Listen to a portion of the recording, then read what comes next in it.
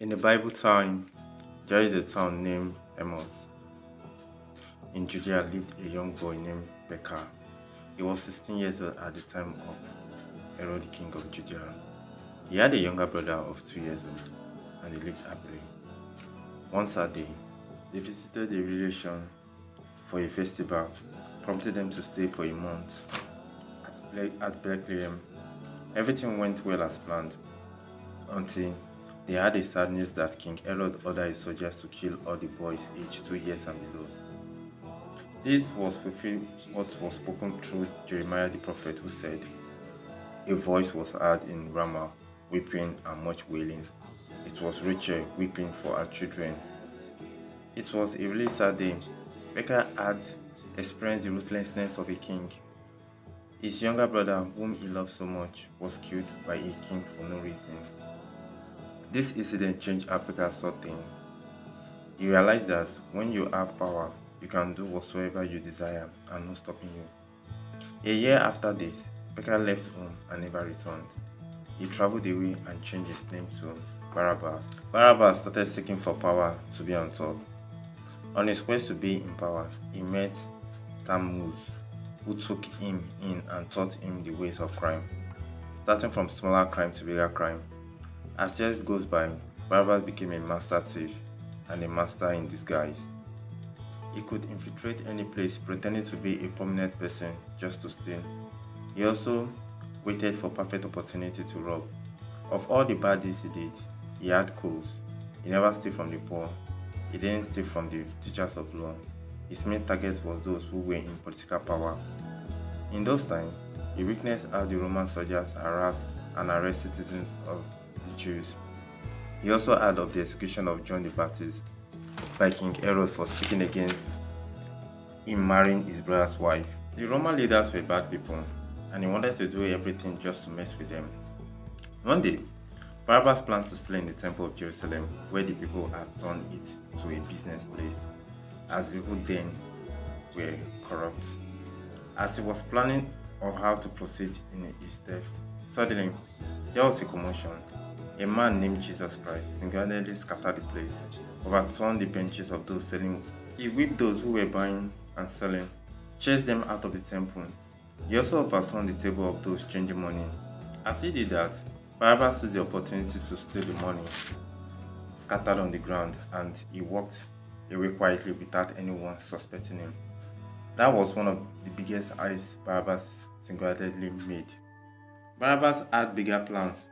For that, he decided to add a crew who would join him to steal much treasures.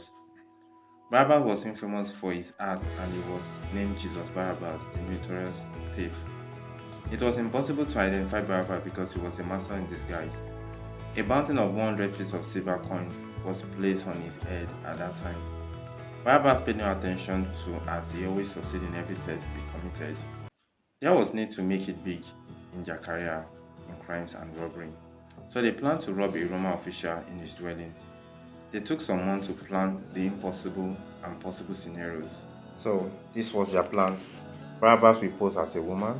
The man, Barrabas' close and trusted partner, will pose as a rabbi, while Gestas, the aggressive crew member, will pose as a soldier. With their plan and perfect disguise, they infiltrated the official house without any notice and pretended they wanted to discuss important matters. They were all received by the Roman officials and treated like a guest. As time went by, Gestas grew so impatient that he blew up his covers. He grabbed the official's son at knife points and demanded for the treasure.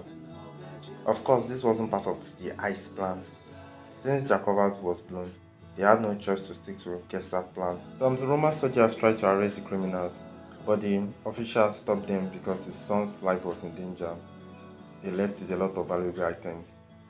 The three men fled the scene with the fortune. Gesta was happy about his success and fast thinking for any big, compared to how Barrabas would have handled it.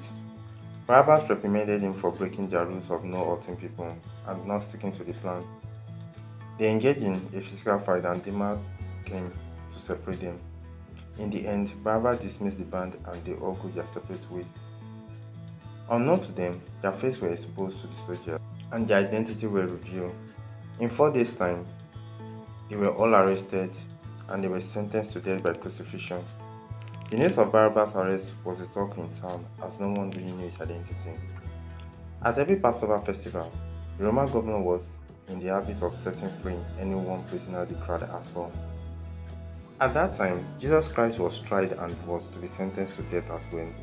In a twist of fate, the crowd asked Pilate to set Barabbas free and have Jesus Christ put to death. This was a shock to Pilate because Barrabas was a hardened criminal and who had terrorized the Roman officials. Due to the pressure, Pilate had no choice and released Barrabas to the people and put Jesus Christ in his place. Jesus Christ was crucified alongside with Jester and Demas. Demas asked for redemption as he believed it was a miracle that Barrabas escaped death. Barrabas was considered a free man and his crime was forgiven. He decided to move to another city and gave himself a second chance with his share of his stolen treasure.